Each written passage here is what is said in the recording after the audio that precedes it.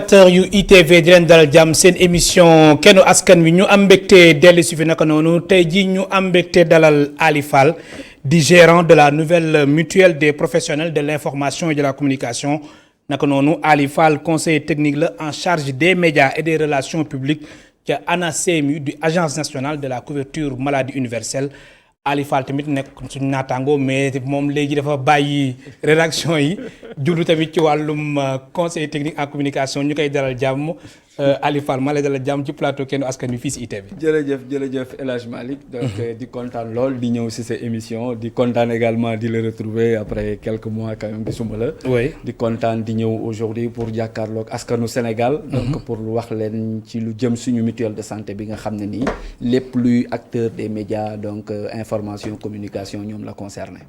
ma fàttali suñu mbokk téléspectateurs yi mën ngeen suivre émission bi si page Facebook ITV Sénégal naka noonu canal 217 ci canal Horizon ak tamit TNT 15 canal tamit 217 mën ngeen suivre ak Eutelsat léegi ITV mu ngi si Eutelsat 16A fréquence de réception 12520H mën ngeen suivre léegi désormais ITV si Eutelsat loolu nekk lu am solo di leen gërëm baax tamit di leen sant bu baax a baax mbokk téléspectateurs yi si ànd bu ngeen di ànd saa su nekk ak ITV groupe E-Media Invest iRadio ak emedia.sn amul seen fay ñu leen di gërëm baax di leen sant Ali Fall ñu tàmbali mbirum émission bi gis nañ dafa am lu jëm ci wàllum mutuelle bu bees ñu jagleel que ñi yëngu ci wàllum information ak communication alors lan moo sabab ba jamono ji ngeen taxaw ngeen ni vraiment dafa jot ñu taxawal mutuelle jëm ci wàllum taskatu xibaar merci beaucoup El Hadj di la remercier waat encore ci invitation bi boo ma ko mayee également ma féliciter leen par rapport ak les nouvelles innovations là concernant la télévision ça prouve que E-Media c'est un jeune groupe plus ou moins mais qui se développe donc avec le temps et donc on vous souhaite bon vent pour une grande réussite merci jërëjëf alors da nga may également ma nuyu ñi seetaan ñëpp di leen wax ne tey li ma fi indi dafa nekk mbégte parce que comme ni nga ko waxee donc mutuelle bi nga xamante ni ñu bëri ñu ngi ko doon xaar en tout cas ci profession bi yow sa bopp wax nga ko donc lu tax ñu am mutuelle de santé alors li tax ñu am ko bu ma naree expliquer c'est une longue histoire mais li ma ci mën a xamal rek mooy toll nañ foo xamante ni gis nañ ni suñu prise en charge en tout cas pour ce qui concerne les journalistes les techniciens surtout les reporters de manière générale on a constaté que prise en charge médicale bi dafa sooxe lool alors ñun ça fait des années ndeysaan depuis Synpics avec Diatou doxoon na ci lu bëri yàgg na ci xeex ndeysaan donc pour que ñu am loo xamante ni dina permettre que bu confrères yi ci feebar ñu mën la taxawu donc sur le plan médical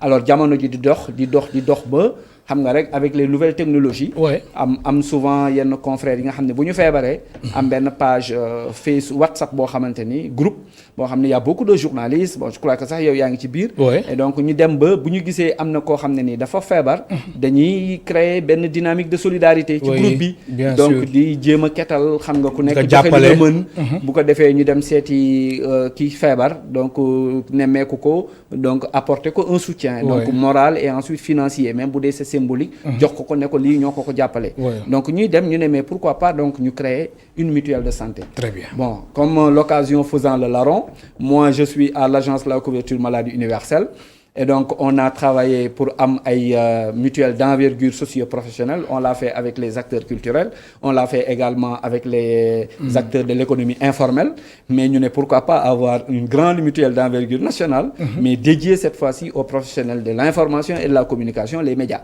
donc le process est parti de là naturellement avec le concours de Bamba Kassé donc secrétaire général Synpics boo xam ne dox na si également ay jéego ñëwati CMU pour que ñu mën a taxawal lu mel nii donc idée bi foofu la demee ñu dem di waxtaan ba am ay réunion agence CMU ñu dajale ñu toog waxtaan sur le plan technique xool faisabilité bi nan la mën a demee ainsi de suite ba tax tey ñu créer mutuelle bi donc avec les paramètres naturellement de la couverture maladie universelle fas yéene ko nag lancé incha allah samedi bii di ñëw le 26 à la maison de la presse xam naa dinañ ci dellu si donc pour wane ne naataangoo yëpp que ne am na mutuelle bu fi taxaw pour très bien alors su weesoo Synpics est-ce que waxtaan ngeen ak patron de presse yi ak acteurs yi nga xamante ne ñoo nekk ci média yi. waaw waxtaanuñu ak ñëpp. donc patron de presse yi pour le moment waxtaanuñu ak ñoom. et justement sur ce point là ñun on compte beaucoup sur le SYNPICS. parce que ñëw na wane na vraiment ne affaire bi soxal na ko donc côté boobu ñu ngi koy xaar pour que quand même. comme xam nga c'est le syndicat qui doit défendre les intérêts matériels et moraux des agents. des travailleurs. et donc côté boobu moom dañ ko ciy xaar pour mën a ànd ak ñoom. pour waxtaan ak patronat bi parce que lii yaakaar nañ ni lu baax la. pour secteur bi yëpp. alors waxtaan nañ ci nag également avec une bonne partie quand même des médias. parce que tey groupe WhatsApp bi ma lay wax nii. il y a pas mal de journalistes. il y a énormément de journalistes également des chargés de com. donc des gens qui sont reconvertis maintenant comme moi. qui sont dans les ministères institutions entre autres. qui sont dans le groupe. donc quelque part foofu noonu disons tribune de discussion la ñu ngi waxtaan di xool évolution beeg yooyu mais néanmoins ñëpp.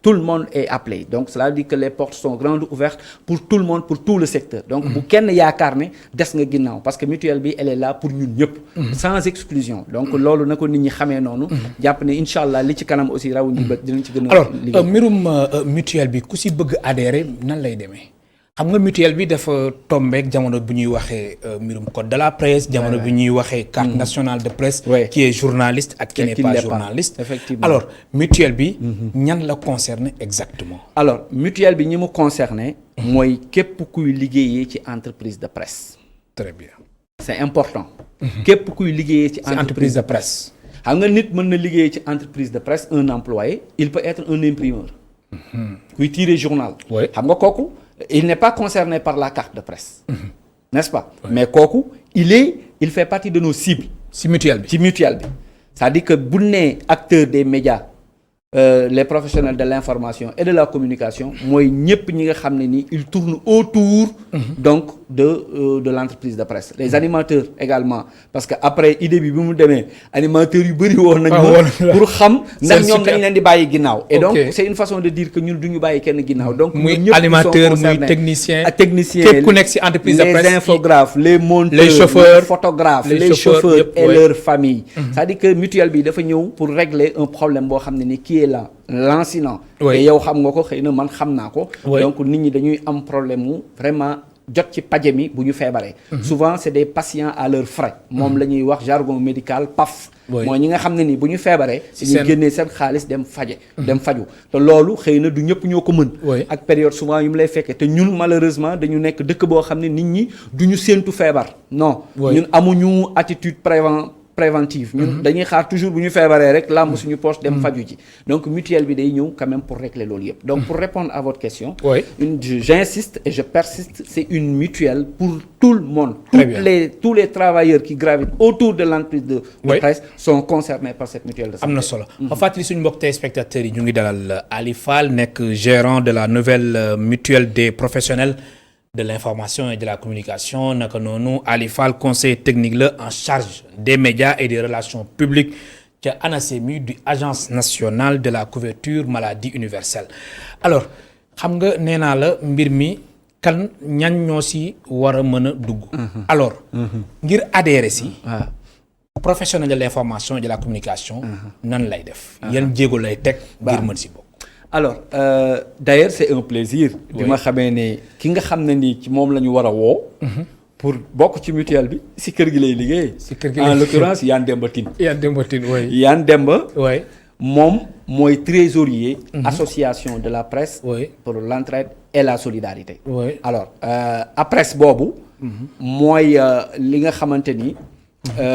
association boobu fa la ñu jaar pour mën a créer mutuelle bi donc am na sax ñoo xam ne ci biir association bi ñi ngi naan balaa ñuy nit ñi di inscrire il faut que ñu bokk ci association bi ba pare loolu au début xam nañ ni peut-être bu ñu continuer ci lancer boobu xëy na mën na indi ay écueils parce que association bi on a vu que am na ay membres ANPS par exemple des journalistes sportifs am na ay membres COJEF des journalistes économiques ainsi de suite am na waa appel ñu bokk ci ay journalistes culturels maanaam ay journalistes culturels maanaam donc vraiment c'est un groupe boo xam ne très inclusif donc ñu ne bu ñu bëggee nag basé wu ci ne il faut nga jënd carte membre ba pare mën na indi ay problèmes d'autant plus que c'est une demande sociale qui est là ñun agence couverture maladie universelle li ñu bëgg mooy que ñëpp bokk ci et donc xam naa dinañu gën a waxtaan en interne pour que ñu dindi écueil boobu et je sais que ne incha allah dinañ ko dindi et donc gars yi bu ko defee ku ñëw avec sa cotisation son inscription annuelle à travers naturellement parce que y a le CA donc le conseil d'administration de la mutuelle donc qui m'a élu donc gérant de la mutuelle donc il y a les instances qui sont déjà là am nañ trésorier am nañ lépp comme mbir mi day am ay inscription day am ay inscription bi c'est annuel donc inscription bi mooy 2000 francs la ñuy inscrire par an ensuite nga adhésion bi nag c'est 7000 francs par 7000 francs par an et par agent c'est-à-dire que yow El Hadj Malick boo ñëwee nga inscrire ba pare 2000 francs yow adhérent principal bi ba pare nga adhérer 7000 francs pour l'année léegi yow déjà am nga couverture nag bu la neexee nag après nga indi madame mu ñëw indi xale yi indi sax bu la neexee jànq bi nekk ci kër ga di liggéey ñoom ñëpp si lañ bokk également ñoom ñëpp bu la neexee nga adhérer leen ci mutuelle de santé bi en sachant que yow yaay adhérent principal bi ñoom ñëpp ñu nekk ay bénéficiaires mutuelle bi léegi prise en charge bi c'est à hauteur de combien? C'est à hauteur de 80%.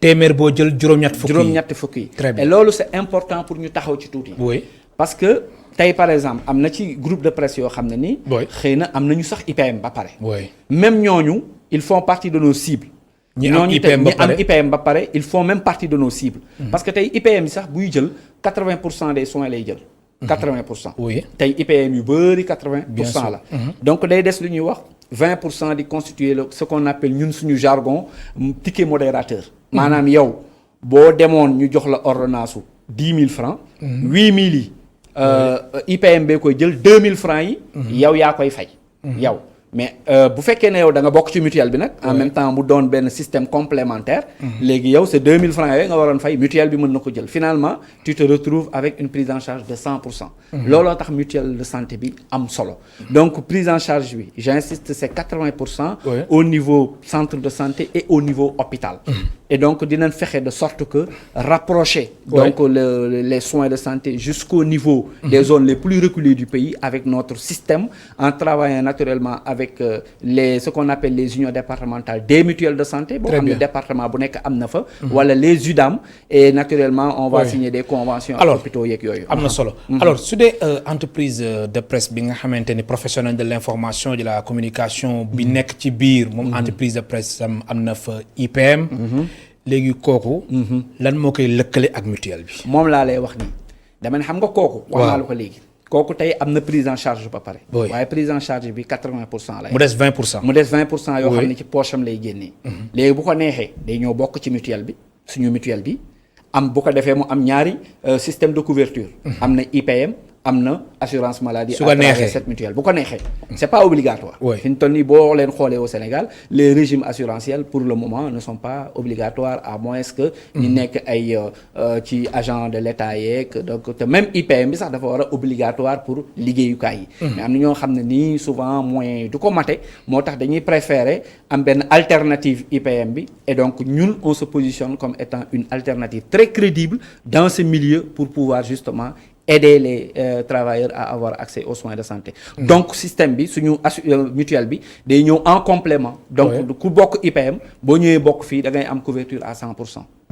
alors ki nekk tamit si entreprise de presse bi di la seetaan jamono ji mbir mi ñan la concerne ñi nga xamante ni entreprise de presse bi daf leen jël wala ñu nekk tamit position de stage ñi am CDD ñi am CDI prestataires yi mutuelle bi ñan la concerne si ñoom wala képp ku nekk si entreprise de presse ak loo fa mënti def képp ku nekk ci entreprise de presse xam nga ñun suñu entreprise yi de presse yi xam nañ ñu mu bindoo xam nga léegi dootu ñu wax organe de presse parce que ça n'existe plus avec l'avènement du code de la presse alors entreprise de presse yi bu dee par exemple une entreprise de presse écrite ñan ñoo fa nekk journalistes yi ñoo fa nekk photographes yi ñoo fa nekk monteurs yi ñoo fa nekk et peut-être même commerciaux yeeg yooyu ñoo fa nekk de manière générale ñooñu ñëpp ils sont concernés et même celui qui tire le journal mooy li ma doon wax léegi les agents des imprimeries même ñoom ñi nga xam ne ñooy tirer journal bi ba ñu koy taxaw di ko jaay ci mbedd yi ils sont les vendeurs de journaux ñoom tamit même ñoom si suñu cible la ñu bokk pour dire que ni ñun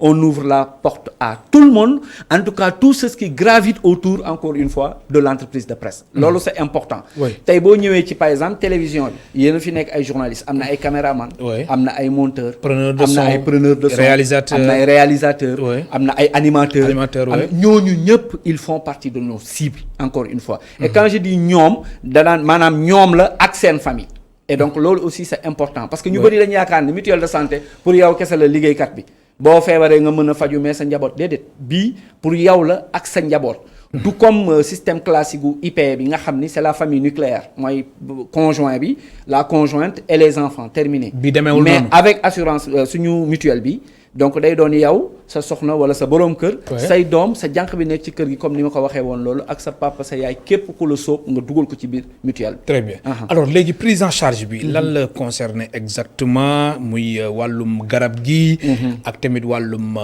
hospitalisation wàllum évacuation sanitaire voilà ak tamit sama genre gi nga xamante ni ñoom dañu myop ñoom mbir mi yan pàcc la soxal la concerné exactement El Hadj c'est une question très technique boo xam ne nii xëy na du ma xuus bu baax a baax ci biir ndax am na yenn yoo xam ne ni sax xëy na suñu convention yi ñiy signé ak hôpitaux yeeg yooyu fa la ñuy mën a régler yenn problèmes yi pour prise en charge bi xam nga amul benn système assurantiel boo xam ne nii day jël lépp à 100%.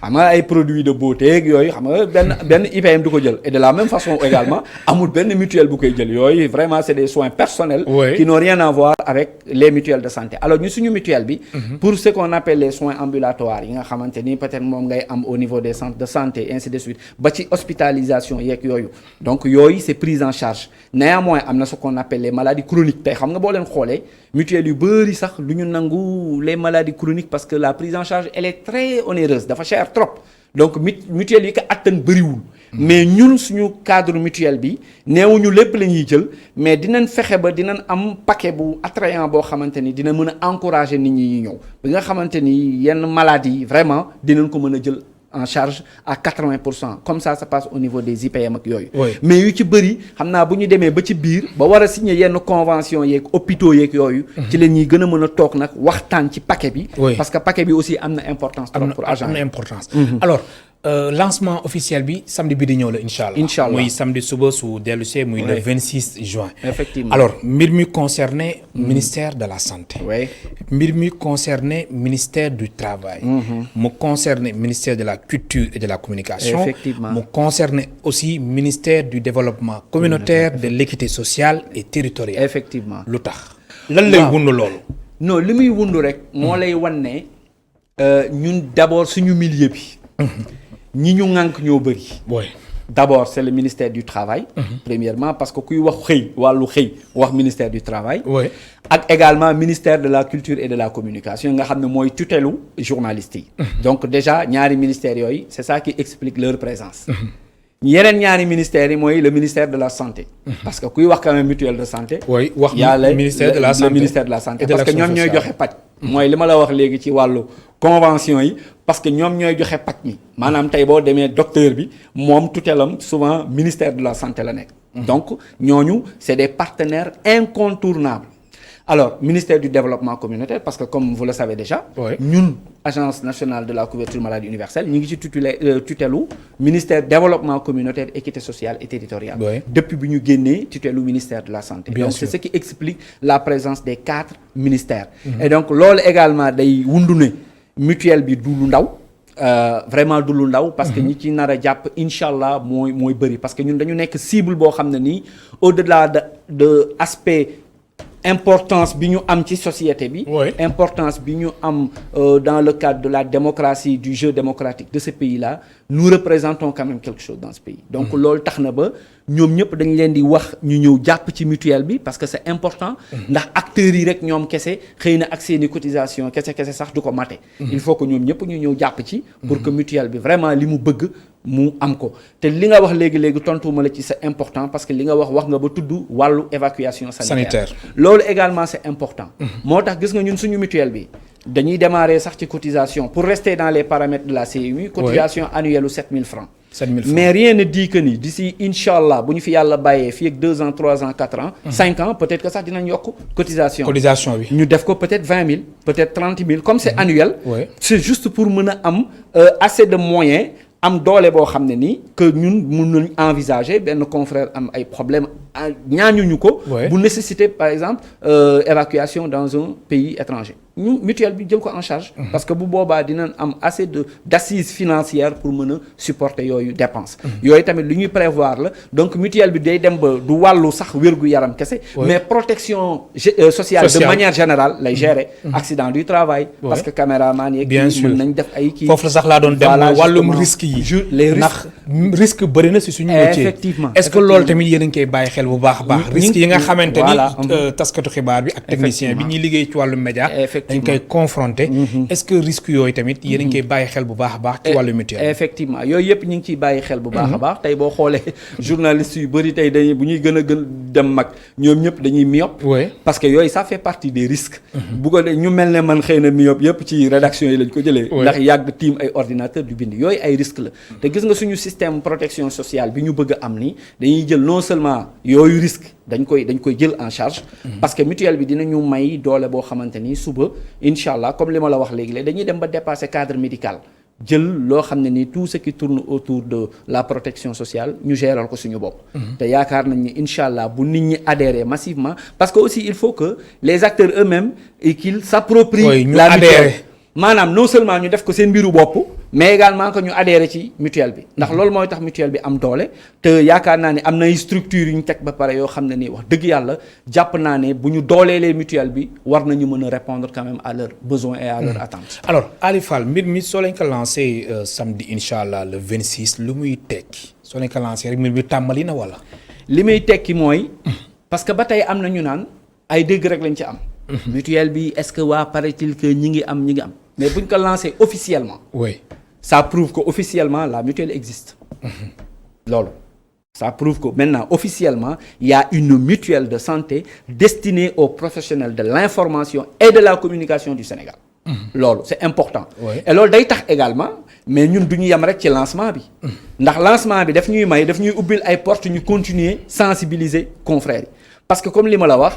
groupe bii ma lay wax am na ay confrères yoo xam ne ñu ngi jusqu'à Tamba Kédougou entre autres que je salue au passage parce que maa ngi gis toujours ñuy interagir ci wàllu mutuelle bi ñoom ñëpp ils sont intéressés et c'est devenu un besoin pressant dañ ko yàkkamti donc ñun day tax ñu continuer di leen sensibiliser et d'ailleurs je profite de l'occasion pour féliciter Ibrahima Lissa Faye parce que patron Presse Afrique que tu connais très bien moom li mu njëkk a def mi ngi ci appel comme li ma la wax également mi ngi ci groupe Apresse moom carte yi dañ ko inscrire d'ailleurs sax man je suis venu avec un spécimen donc spécimen bi moo nekk ni suñu carte bi moo nekk ni donc carte yi bi ñu ko imprimer rek moom li mu njëkk a def rek mooy dafa ne dafay adhérer tous ses employés tous ses employés loolu c'est un exemple à suivre. Très bien. Et donc moom incha allah xam naa jouru cérémonie officielle lancement bi danañ ci profité jox ko ay carte moom ak ñeneen ñi nga xamante ni déjà inscrire nañ ba pare. am na solo alors carte bi damay bàyyi nga commenter que ak suñu mbokk téléspectateurs yi. ndax gis naa fii yu am solo jëm ci wàllum consultation examen hospitalisation. maternité médicament ak yu mel. voilà justement mooy li ñu doon wax léegi rek parce que boo xoolee tey. mooy li ma la doon wax les soins ambulatoires moo nekk nii. donc c'est toujours donc vous voyez. c'est toujours 80% hospitalisation gis nga donc lii catégorie 3 jusqu'à 7 jours 100%. donc maternité donc pour madame 80% médicament IB souvent boo leen ko déggee mooy li ñuy wax initiative de Bamako. mooy médicament yoo xamante ni quasiment dinañ ko sax fekk ci centre de santé yi pour ñu koy jaay yoo xam ne soxlawul nga koy dem di ko jëndee ci pharmacie privée. donc ak médicament officine yi. IB boo ko amul ci centre de santé bi nga mën ko dem jëndee ji ci pharmacie privée yi nekk ci dëkk bi. donc yooyu yëpp dafa am solo boo xoolee carte bi donc côté recto bi mu ngi nii mu spécifié ko. donc beneen kii bi mooy APRES mooy li ma la doon wax léegi. association de la presse pour l'entraide et la solidarité donc il y a la CMU donc ensuite donc te carte bi képp koo xamante ni. bénéficiaire nga rek da ngay am carte bi. maanaam yow adhérent principal nga. da ngay ñëw nga cotiser ñu jox la sa carte. mais képp ku bootu ci yow maanaam sa soxna. say doom mais également sa jànq ñi nekk sa kër ñi nga xam ne ñi vraiment ci yow la ñu bootu ku nekk mën na am carte bi. bu cotiser donc moom day nekk bénéficiaire kii bi donc day am photom am tout carte boo xam ne bu ko neexee sax mën na ko plastifier. denc ko ci poche am. mais dama gis ci carte bi ñu def ci 2021 2022 2023. waaw 2024 bon lii c'est juste à titre indicatif. maanaam c'est des cartes yoo xamante ni ñun souhait bi sax mooy ñu koy renouveler annuellement. boo xoolee. parce que comme cotisation yi c'est annuel. donc il y a de fortes chances que chaque année également. donc ñu indi ay cartes yu bees donc pour jox ko ñi nga xam ne ñi ngi renouveler. am na solo seen cotisation. alors léegi wàllum mutuelle bi da ngeen di lëkkaloo ak structure sanitaire yi nga xamante ni ñoo nekk ci public bi ak privé bi wala mbir mi lan la nan lay demee. waaw parce que nit ki fekkee ni aussi dañ la jël en charge. dañ lay jox ay indications. effectivement yi ngay dem ak yi nga xamante ni bokk ci. alors mbir mi mutuelle bi. ñan la concerne exactement. alors xam nga tey boo xoolee souvent les assurances classiques. beaucoup bu fekkee ne par exemple suñu genre mutuelle de santé yi. ñi nga xam ne dañ leen a arrimé ci paramètre couverture maladie universelle. pour beaucoup ñoom dañuy travailler directement avec les structures de santé publiques. les structures de santé publiques mais. agence bi programme bi mu yor. mi ngi développé wu de sorte que tey am na mutuelle yoo xamante ni ñi ngi liggéey directement ak ay secteurs privés. tey boo demee Kaolack par exemple. mutuelle de santé yi fa nekk yëpp genn wàll gi yëpp seeni bénéficiaires ci clinique de santé ci clinique. privé yi na nekk fa la ñuy fajoo. boo demee Rufisque bii mutuelle yu bëri la même chose seeni bénéficiaires ci clinique yi la ñuy fay ak ba ci Thiès. et donc yooyu c'était un projet pilote boo xamante ni dañ ko doon def pour xool exactement implication secteur privé te nag secteur privé bi mi ngi laaj wàllam ci système couverture assurance maladie au Sénégal. et donc raison pour laquelle ñun suñu mutuelle bi bu ñëwee. ñëpp la ñuy liggéeyal. privé bi comme public bi. et effectivement tey parce que boo xoolee xëy na dina am ñoo xam ne ci public bi la ñuy bëgg a dem am ñoo xam ne ci privé bi la ñuy bëgg a dem. et donc dinañ créer conditions yoo xamante ni dinañ am ay conventions yu ñu lié ak clinique yeeg tout ce qui est structure de santé privée pour que suba ku soxla boo nee man privé laa jëm ñu mën la bàyyi nga dem privé sans problème. am na solo alors léegi entreprise de presse bi si boppam. fekkee ni dafa bëgg lëkkaloo ak yéen. est-ce que loolu mën na nekk. su ko defee même emploi yi nga xamante ni ñoo fa nekk. ñoom su entreprise bi lëkkaloo ak yéen. ñoom ñu ngi ci biir. waaw xam nga loolu moo tax ma ni. foofu sax lañ ni gën a xaar lu mel ni Synpics encore une fois ñuy profiter di leen woo. parce que am nañ ci wàll bu rëy. Synpics Bamba Kassé comme li ma la wax sànq dox na ci ay jéego ndey dox na ci ay au début. dox na ci parce que moom dafa bëggoon vraiment que très rapidement ñu am mutuelle de santé. loolu moom vraiment da ko defoon un sacerdoce. et loolu encore une fois je l'en félicite et je lui dis que c'est l'occasion nag de porter ce combat-là du sax un combat parce que c'est juste un travail de sensibilisation alors muy ñoom muy la convention des jeunes reporters également ñoom it am nañ ci wàll parce que xam nañ ni c'est des jeunes reporters très dynamiques surtout côté formation ak yooyu lii tamit également seen yëf la ndax dina mën a permettre quand même ñu toog ak seen employeur ne ñun kat bu ñu sañoon comme souvent paj mi demeewul noonu dafay sooxe bu baax ci entreprise bi bu ñu sañoon 7000 francs par an ñun entreprise bi war na ko mën a supporter donc aussi bien pour eux et que même peut-être pour leur famille loolu bu fekkee ne entreprise bi de presse bi patron bi nee na moom mënu ko jël yow rek la mën a jël en charge encore que loolu c'est pas normal mais yow sa bopp mën nga fexe enrôler yow sa famille dugal leen ci mutuelle bi ndax loo xamante ni 7000 francs la ci at mu ne yaakaar nañ ni quand même gisuñu benn patron de presse au Sénégal buy wax ne man lii intéressé wu ma wala du ma ci dugal sama xaalis alors est-ce que def ngeen étude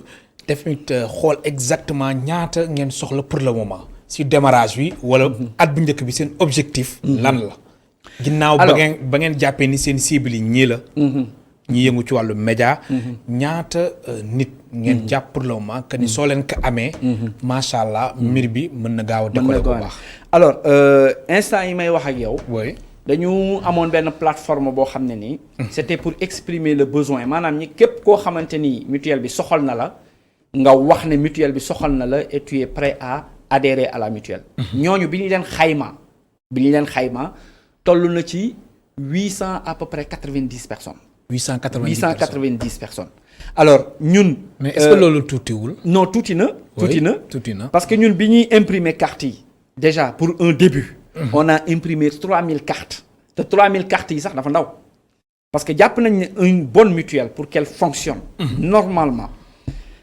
na nga am au minimum 1000 adhérents wala 1000 adhérents donc à jour de leur cotisation 1000 adhérents. 1000 adhérents yoo xam ne cotiser nañ te bokkuñu compte non tenu des bénéficiaires qui sont derrière lui. pour que mutuelle bi war a mën a dox normalement. alors bu ñu imprimer ñun 3000 cartes c'est pour espérer que actuellement 800 et quelques yii ñu yore yi nga xam ne ils ont marqué leur adhésion à la mutuelle. jamono ji may wax ak yow. 890 personnes à peu près 886 ou 87 daal. très bien donc si ma mémoire est bonne. donc ñooñu bu ñu moo tax ñu ne dañuy profité déjà on se félicite de ça parce que xëy na tey ñu bëri acteurs des médias yu bëri xamuñu ko woon am ñoo xam ne nii depuis démb ak tey. parce que tey commencé parce que tey nee naa la xëy na ba ma xëyee ba tey am na ay say patron yow sax woo nañ ma pour wan le na vraiment mbir mi ñëpp la soxal. donc ñëpp la soxal ba ci ñi nekk ci région yi ñu ngi may woo ali cotisation bi kañ lay commencer cotiser ma leen di wax encore une fois que pour le moment on démarre avec 800 et quelques. mais ñun li ñu bëgg mooy ñu am plus de 1500 jàpp 2000 personnes d'ici la fin de l'année donc 2021. loolu c'est important. alors adhésion bi mbir mi fan lay demee dafa am fu leen professionnel de l'information de la communication di leen fekk wala mbir mi. waaw yan yoon. la ñu war a mën a jaar ba fekk leen. justement xam nga mutuelle boo gis nag il faut que mu am siège. très bien c'est important. ndax siège bi mooy tax bu ñu la soxlaa ñu am fu ñu la fekk. bien sûr. alors suñu mutuelle bi. pour le moment amaguñu siège. pour le moment. war ngeen am siège non dañuy am siège sax et très bientôt d'ailleurs incha allah. alors nag c'est juste une question de choix. bien sûr parce que ñi ngi ciy waxtaan ñii nee nañ est-ce que dañuy dem maison de la presse am fa siège. ñii nee nañ est-ce que duñ ñu subventionner par exemple nos ministres de tutelle là ñu utal ñu siège. am na ñu ne sax ñu ma proposé ne ma non Ali dañuy ñëw sa agence fa mu ne nga utal ñu fa siège. donc c'est une question qui est là. mais ñun xam naa ne fa ñu jëm mooy maison de la presse. ndax bu ñu xoolee foofu mooy suñu place. dinañ dem maison de la presse dinañ waxtaan ak Bara Ndiaye que je salue au passage. waxtaan ak l'administrateur de la maison de la presse. jéem a xool nu ñu fa mën a def ba am fa suñu local. nga xam ne képp ku ñu soxla. boo ñëwee di ñu fa fekk. maison de la presse Babacar Touré incha allah. dinañ fa am une équipe technique. bu nekk foofu boo xam ne ni qui va se charger de collecter les cotisations. et donc pour que ñu commencer automatiquement les prestations mais lii c'est juste une étape. lancement bi c'est juste une étape. on va régler d'autres problèmes après le lancement. naturellement concernant un peu les conventions et autres. bu ñu signer yooyu en tout cas au fur et à mesure. on va partager l'information ba ci ku ci nekk xam exactement fan ngay teg sa tànk. alors sànq junj nga ko si sa kàddu Ali Fall nga ni mbir mi dafa sooxe ci entreprise de presse yi muy wàllum prise en charge. alors yow mi nekkoon si rédaction yi da nga dem ba nemmeeku ni carrément. mbirum prise en charge. mbirum IPM. dafa jot. ñu indi si ay coppite moo tax ba nga demee ANACIM. nga ne mutuelle bi foog nga xar sa tànk tubéy. waaw noonu la demee te da ngay tax ma répondre également si sa première question. xam nga nee naa la c'est une longue histoire. en réalité bi ñu nekkee ci rédaction yi xëy na maa ngi nekkoon Avenir Communication. donc buy éditer le journal Le Quotidien. alors foofu xëy na amoon nañ un bon dispositif assurantiel. mais am na ñoo xamante ni amuñu ko woon te bëri nañu ci médias yi groupe entreprise de presse yoo xam ne nii seeni agent amuñu système assurantiel. te loolu moo gën a bëri illégal. loolu tamit bu ñu ko waxantee rek ku wax li wax la ca des. c'est illégal. du yoon. c'est-à-dire que ñooñu dañu war a am. dañu war a dugal seeni agent ci IPM. loolu mooy yoon. dañu leen war a cotiser mensuellement ci IPM bu ñu feebaree ak seen njaboot mën a faj. loolu la yoon wax. waaye nag comme que xëy na ñu ci bëri defuñu lu dul yoon. ñoom ñoo xam lu tax defuñu ko xëy na amuñu les moyens xëy na alors ñun peut-être qu'on vient en alternative on dit donc comme li ñu war a def ñoom defuñu ko ñun on leur propose un système assurantiel. ndax nag da nga may tax ma rappeler fi ay anecdotes yu triste ndax bi ma nekkee Synpics avec Diatou Cissé nekk secrétaire général. maa ngi koy nuyu au passage. Diatou bi muy yor syndicat bi dafa sonnoon ndax xam nga lu tax. da doon régler ay problème mu confrères yu bëri yu nekkoon ci ay tolof. man ànd naag moom dem Fann. ñu fekkoon fa suñu benn confrère bu feebaroon. xam ne du ma wax tur bi. mais li ñu daj ci faj ko. Diatou da doon jooy à l'hôpital. da doon jooy. tout simplement ndax amul woon en charge entreprise ba mu nekkoon di fa liggéey. xëy na ba mu feebaree lañ ci raxas seen loxo. te loolu tamit dama jàpp ne Oui. c'est pas normal du yoon donc c'est des problèmes à régler donc loolu dox na ci ay tànk yu bari yoo xam ne nii lu ma fekkee la kenn nettaliwu ma ko ndax boobu période boobu mu yoroon Synpics vraiment doon na lijjanti ay problèmes yu mel nii yu bari donc man bi yàlla defee ma jóge ci rédaction yi dem agence CMU également confrères yu bari bu ñu feebaree automatiquement c'est normal dañuy xalaat ne bon on a un confrère qui est à la CMU donc souvent ñu woo la di la laaj comment faire pour avoir accès à des soins de santé donc pour dire que ni vraiment c'était devenu une demande sociale qui est là donc nit ñi dañ ko soxla et donc comme amuñu li nga xam ne moom la yoon wax mooy IPM au moins ñun ñu proposer leen une alternative bi mooy mutuelle bi donc loo xam ne da nga ciy cotiser annuellement permettre que ki lay liggéeyal am quand même un bon système de protection sociale la yaakaar naa ne loolu quand même yomb boo xam ne ku ci nekk war nga ko mën a defal sa liggéeykat. alors ma fàttali suñu mbokk téléspectateurs yi ndax lu ñu dese ci ay simili bëriwul ñu ngi dalal Ali Fall nekk gérant de la nouvelle mutuelle des professionnels de l'information et de la communication. Ali Fall nekk tamit conseiller technique en charge des médias et des relations publiques de l'ANACIM di agence nationale de la couverture maladie universelle. alors Ali Fall ci wàllum fonctionnement mutuelle bi laay ñëw. yaay gérant bi n'est-ce pas. waaw mutuelle bi nan la tëddee ak nan la war a tëddee. ci wàllum organigramme bi. waaw xam nga mutuelle dafay am lu ñuy wax conseil d'administration. junj ñaa ko léegi. oui bu amee conseil d'administration. day am PCA. le président du conseil d'administration. oui alors ci wàllu agence nationale pour la couverture maladie universelle ba ma nekk. njiit bi ñu koy wax docteur Bokar Mamadou Daaf ma koy nuyu également au passage. bi ñu ñëwee wax ko ne ko lii la ñu bëgg moom it daf ci xar tànku tubayam.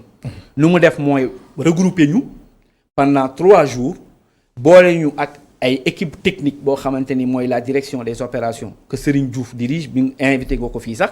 Serigne bi mu ñëwee ak ay équipe am ñu toog liggéey ci bu baax a baax ci mutuelle bi nan la war a mën a doxee. techniquement ba rencontre boobu jeexee ci la ñu waxtaan entre ñun. ci la ñu élire benn bureau bi ñuy wax dañ leen a élire démocratiquement nag mu nekk bureau boobu tey moo am en même temps donc le conseil d'administration. donc il y a le président il y a le gérant moi-même. il y a le trésorier ainsi de suite comme fonctionnent un peu les mutuelles là à la base. bien sûr alors donc pour nga ñëw inscrire nag encore une fois il y a un trésorier te li ma wax léegi mooy le trésorier il se trouve qu'il est chez vous donc fii nii donc que moom la ñuy jaar. donc moo am adjoint ñu koy wax Kayra Dia que je salue également au passage donc foofu la ñuy jaar pour mën a indi seen cotisation donc def lépp loo xamante ni pour ñu mën leen enrôler donc ci mutuelle bi. bu ko defee ñun tout ce qui est gestion technique ñun ñoo koy gérer man mi nga xam ne peut-être maay gérant donc am en même temps ay assistants techniques. yoo xamante ni sax yu ci bëri ñu ngi ci agence bi. couverture maladie universelle pour jàppale ñu pour que mutuelle bi mën a fonctionner comme nu mu war a mën a fonctionner. alors ci wàllum communication est-ce que jotul tamit ngeen gën si bay seen waar. ñu ko defee mbir mi ndax am na ay taskatu xibaar yoo xamante ni yëguñu ko. am na si ay techniciens yoo xamante ni yëguñu woon ndax mutuelle day am comme li nga wax sànq. am na ñoo xam ne gëm nañ ko am na ñoo xam ne gëmuñu ko.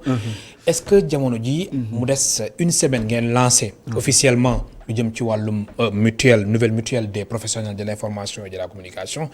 est-ce que vraiment jotul ci wàllum communication.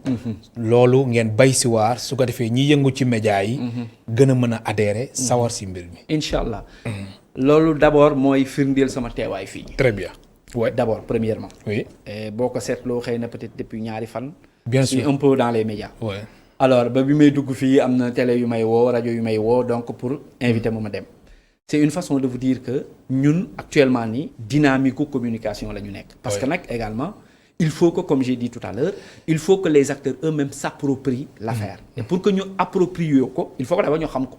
mooy lan xam ne d'abord la mutuelle existe. comment ça se passe qui est le gérant comment ça va se faire ainsi de suite donc mooy li ma la wax léegi te donc ñu ngi ci dynamique boobu te day continuer parce que comme li ma la wax l'objectif d'ici la fin de l'année c'est d'avoir au moins 1500 adhérents à jour de leur cotisation. 1500 mooy objectif bi adhérents. fii ak décembre. 1500 c'est l'objectif compte non tenu des bénéficiaires qui sont derrière eux. donc 1500 adhérents donc cela suppose qu'il va falloir qu'on continue à communiquer. et donc dañ koy continuer di ko def te nag ñun nag xam nga souvent dañ naan l'adage dit que le cordonnier fait partie des plus mal chaussés. da ngay nekk cordonnier ba pare waaye souvent doo am dàll bu baax. lii nag ñun ay waay xare la lañ. ay journaliste lañ. ñun gaaw nañ trop ci wax problème mu jàmbur. problème mu jàmbur moom bu ñu ko jàppee balaa ñu koo bàyyi problème ba réglé wu. lii nag suñu problème la. suñu problème la de. te ñi may déglu xam nañ bu baax li may wax. oui les confrères yi may déglu xam nañ bu baax li may wax. lii suñu problème la ñun beddiwuñ ci kenn. ku ci nekk na ci gis boppam. j'ai dit tout à l'heure que même ñi nekk dans les IPM classiques nañ jàpp ne mutuelle bi seen mutuelle la. très bien parce que mën nañ am un régime complémentaire mutuelle bi jëlal leen ko en charge. donc c'est une mutuelle pour tout le monde. et donc raison pour laquelle je les invite ñoom ñëpp ku ci nekk lu mu ci mën mu bay ci waaram.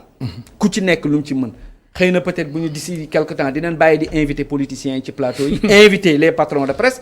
inviter Synpics inviter les journalistes ñu wax suñu problème bi ñu jéem ko régler suñu bopp. te bàyyi politiciens yi. am na solo c'est important. alors Ali Fall ci may ñëw si beneen aspect mooy aspect bi nga xamante ne da nga ni mutuelle bi nit ki mën na si boole soxnaam. doomam ak waa këram. bonam ak lépp. am na limite wala. non amul limite wala nit ki moom njaboot ki macha allah nu mu toll rek ñëpp ñu ngi ci biir. amul limite xam nga tey sax tey lii c'est des cartes individuelles. carte individuelle la. oui. mais tey boo demee dans les mutuelles communautaires qui existent un peu partout dans le pays parce qu'on en a plus de 676. partout dans le pays. 676 mutuelle de santé dans le Sénégal. Très bien. chaque commune boo dem au minimum am na benn mutuelle. oui tey boo demee ci mutuelle yooyu bénéficiaires yi ay carnet de santé la ñu yore. carnet de santé maanaam. adhérent bi bu ñëwee inscrire dañ koy jox carnet bi dafay am ba 19 personnes. ba 19 personnes. bu demee day dem inscrire moom bien sûr njabootam soxnaam ay doomam bu soxna jànq bi nekk ci kër gi ainsi de suite ay mbokk bi nekk ci kër gi bu ko neexee sax bu carnet bi feesee mu teg ko fee dem jël beneen carnet dem dugal ci ay nit inscrire loolu tamit mën na nekk. de la même façon lii également mën na nekk. c'est-à-dire que ñun. innovation bi mooy c'est vrai que on va vers des cartes individuelles d'ailleurs pour quasiment toutes les mutuelles. xam naa peut-être loolu mooy projet bi à terme. mais lii également yow boo ñëwee nga inscrire pour yow donc El Hadj Malick nga adhérer cotiser defal ki mën nga ne léegi jox leen ma yeneen ñaar fukki cartes. cartes bu la neexee. su la neexee. ñaar fukki cartes yi ñu ne la pour kan la nga ne ma ñaar fukki cartes yi pour sama soxna la. pour samay doom la pour ainsi de suite pour telle personne pour telle personne pour telle léegi ku ci nekk ci moom nag da nga koy cotiser. ku ci nekk koo xam ne si moom da nga koy cotiser 7000 francs. pour le moment 7000 francs. pour le moment encore une fois j'insiste. pour le moment on te démarre mën ngeen dem ba si biir ngeen yokk ko. mën nañ ko yokk te encore yokk bi. du doon yokk pour yokk rek. parce que dañuy yokk pour que. paquet bi gën a attrayant mooy li ma la wax léegi xëy na dinañ dem ba soxla benn confrère bu soxla ñu évacuer ko en France wala ñu évacuer ko beneen dëkk. donc bu boobaa xam nga suñu cotisation 7000 yi xëy na. du ko mate donc bu boobaa dinañ mën a sensibiliser nit ñi ne leen nag comme que dañuy dem vers un bon système de protection sociale de manière générale il faut que ñu yokk 7000 francs yi. loolu yëpp ci waxtaan la lalu. dañuy waxtaan ak acteurs yi. bu juboo ci ay kàddu lépp rek pour defar. alors ma fàttali Ali Fall ancien syndicaliste nag mooy wax macha allah alors léegi mutuelle bi ma bëgg a xam Ali Fall ndax mutuelle bi su weesoo gestion bi budget bi fan la dépendre. ndax xam nga ni doone moom mutuelle bi aussi ci cotisation yi rek lay yem. waaw non xam nga tey. xëy na moo tax ñu ne xam nga boo gisee yenn mutuelles yi. mutuelle communautaire yi. boo xoolee sax ñoom seen cotisation. c'est 3500 at bu nekk. 3500 mutuelle communautaire yi nekk ci dëkk bi. mutuelle communautaire yi c'est 3500. état bi à travers l'agence nationale pour la couverture maladie universelle. def leen subvention 3500. ci ku ci nekk ku cotiser. loolu mooy indi 7000 francs yi. 7000 francs yi nag naturellement pour mutuelle bi. da ci am benn pourcentage boo xam ne moo koy mën a permettre mu am ce qu'on appelle fonctionnement les voilà un budget de fonctionnement. mooy mën a permettre que mutuelle bi di fonctionner bu baax a baax ndax ñooy dem di jëndi ay kii di imprimer ay kayit mooy li ñuy wax les lettres de garantie entre autres. am na benn un travail technique boo xam dañ koy def à la base qui demande certains services. donc déplacement bureau beeg yooyu pour dem di waxtaan ak nit ñi xam nga loolu dafa laaj un petit budget de fonctionnement. souvent yooyu méttiwul et de la même façon également mutuelle bi xëy na di ñu ko soxla ñun suñu mutuelle bi encore une fois sax lu tax ñu loolu xaw a am importance tey boo xoolee mutuelle de santé des acteurs culturels yow dégg nga ko. président de la République dafa jël 100 millions may ko les acteurs culturels. 100 millions.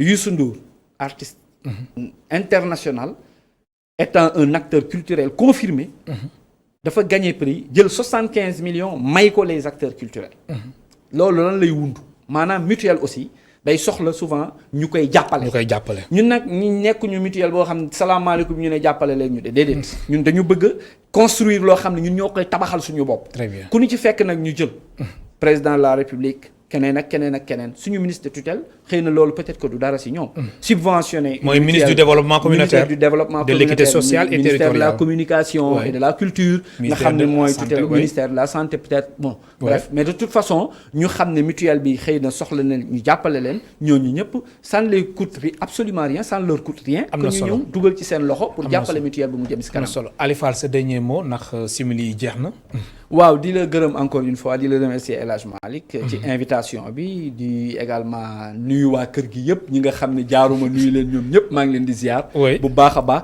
di leen wax ne nag mutuelle bi seen mutuelle la donc ñëpp ñi ngi leen di xaar au-delà du lancement après le lancement te yéen chance bi ngeen am mooy trésorier bi ci kër gi la nekk donc yaa ngi siy insisté trésorier bi ci kër gi la nekk xëy na mi ngi may déglu di ko nuyu au passage Yann Demba Tine ñu koy nuyu au passage ñu bëri d'ailleurs ñu ngi may woo depuis ce matin nee naa leen il faut qu'il se rapproche de Yann Demba Tine qui est là journaliste à E-Media moom mooy trésorier bi donc pour justement commencer collecter les cotisations c'est important di la gërëm baax di la sant mu nekkoon Ali Fall nekk gérant de la nouvelle mutuelle des professionnels de l'information et de la communication Ali Fall tamit nekk conseiller technique en charge des médias et des relations publiques de l'ANSEMU du agence nationale de la couverture maladie universelle moo nekkoon tey suñ gan ci émission Kennu Askan Wi mbokk téléspectateurs yéen tamit amul seen fay ñu leen di gërëm baax di leen sant Abdoulaye Ndiaye moo nekkoon ci wàllum réalisation bi Torodo moo nekkoon ci wàllum son bi Moussa Dia ak Angèle ñoo nekkoon ci caméra yi